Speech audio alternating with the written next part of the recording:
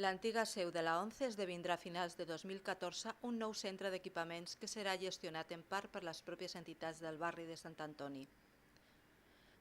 L'edifici acollirà serveis educatius, empreses i serveis municipals, BCM i la Direcció d'Atenció al Ciutadà, a més d'espais per al veïnatge, i també espais compartits com el Teatre Auditori.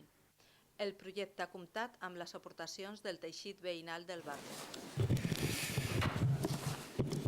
Moltes gràcies a totes i a tots. Estem aquí per explicar un projecte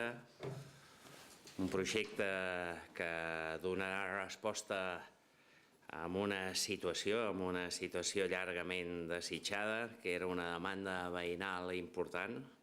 Això és el resultat d'una col·laboració de l'Ajuntament amb el teixit associatiu dels barris, a fi i efecte de donar serveis. És un projecte ambiciós en el que el barri de Sant Antoni, el districte de l'Eixample, guanyen equipaments gràcies a la rehabilitació de l'antic edifici de la ONCE, un edifici de 6.730 metres quadrats de superfície útil.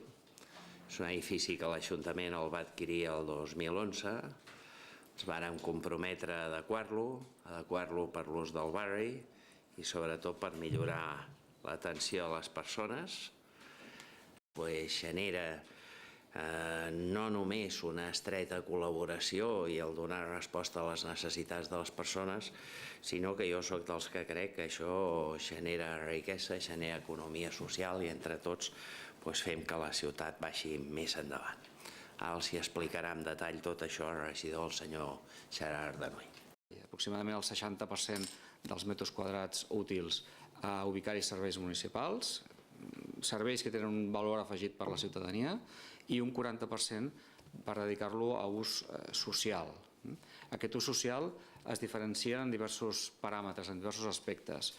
Per una banda, resoldre unes situacions en el barri, en el territori, que havien de canviar necessàriament. És la reubicació de l'escola d'adults Pere Calders, amb el compromís que hem donat des del primer dia que el barri Sant Antoni necessitava tenir l'escola d'adults i que l'escola d'adults havia d'estar en un lloc el més digne possible.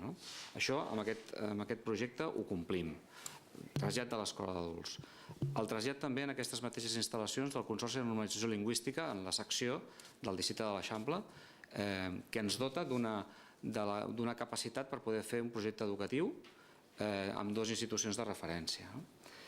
Tercera, posar a disposició del veïnat d'un espai, auditori-teatre, que ha de donar resposta a les necessitats del barri i concretament de la important iniciativa que hi ha de teatre amateur en aquest districte, en aquest barri.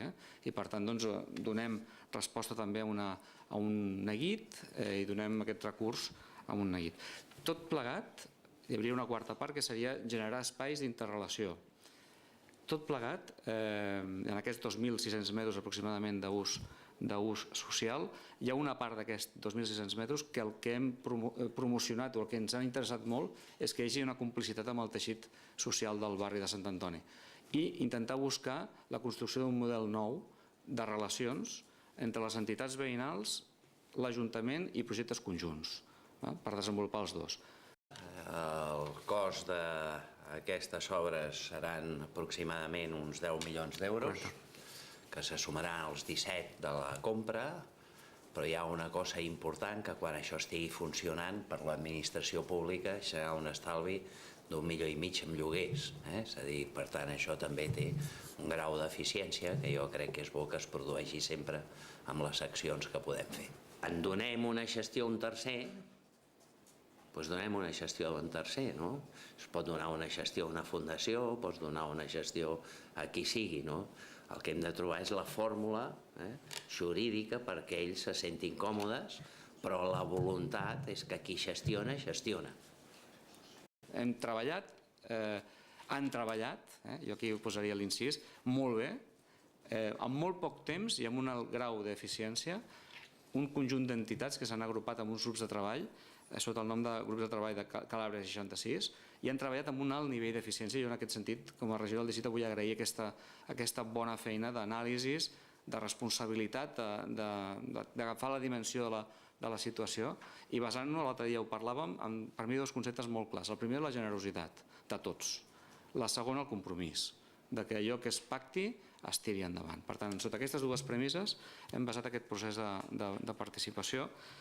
Serà un equipament que entrarà en funcionament íntegrament, tant la part estrictament municipal com la part compartida o la part d'iniciativa veïnal, entrarà en funcionament íntegre amb aquestes dates, final del 2014, principis del 15. Les entitats del barri estan treballant per dissenyar els usos que donaran als espais que gestionaran. Ho explica Pep Sala, coordinador del projecte Calàbria 66. El districte, l'Ajuntament, es va donar l'oportunitat de participar en la definició de la part que és d'equipaments veïnals de l'edifici 11. Nosaltres havíem plantejat inicialment ni que fos ocupar-ne una part perquè no es quedés allò mort com està ara, que està tot abandonat. Això ens va semblar una bona pràctica, llavors ens vam liar la manta. I vam dir, anem a veure què és el que podem tenir aquí i anem a fer un procés participatiu amb totes les entitats. Això va sorgir tant de l'associació de veïns com de l'assemblea del barri. I a partir d'aquí hem anat recollint i treballant amb entitats del barri, tant educatives, inclús institucions, com alguns veïns que ens van venint i que seguirem tot això, i aprofitant que hi ha un auditori, estem intentant preparar un projecte cultural, diguéssim, aprofitant que hi ha l'Escola d'Adults Pere Calders i el Consorci de Normalització Lingüística, junt amb escoles i amb tota la comunitat educativa, intentant fer un projecte educatiu de formació i tenint en compte que tenim una planta baixa en contacte directe amb el carrer, que l'Ajuntament ens la permet utilitzar, doncs l'equipament potser que uneix tots aquells, que és un equipament de ciutadà, de plaça, de trobada, el que seria el lloc de referència dels pobles, Ateneu. És possible que algú necessiti espais per guardar-hi coses, però la intenció no és que sigui ni cap hotel d'entitats ni res que se li assembli. Sí que qui necessiti espais els tindrà, diguéssim. Més aviat estem en procés això és llarg, diguéssim, i estem en procés de veure què hi podem fer. Per descomptat, esplais podran utilitzar allò si els hi falta espai, ara que se m'ocorreix, diguéssim, les escoles, les AMPA, si necessiten algun espai, també es podran fer petites actuacions culturals, exposicions, bàsicament la gent gran tenim intenció de que també pugui utilitzar aquell espai, que l'espai de gent gran va molt just d'espai ara en aquests moments, hi ha gent que no hi pot entrar. Una mica la intenció és agafar equipaments, entitats i institucions del barri, que ara de moment ja en tenim més d'una vintena, diguéssim, i anar construint, definint, però de forma que sigui sòlid.